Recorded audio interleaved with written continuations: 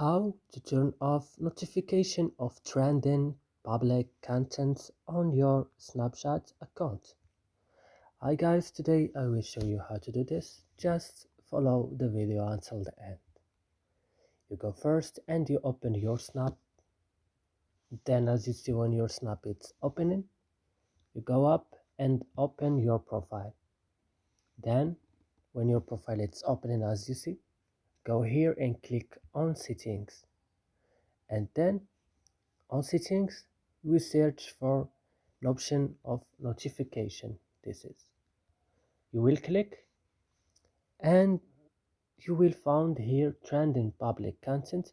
You will just turn off this option by clicking here on this blue icon, and that's it.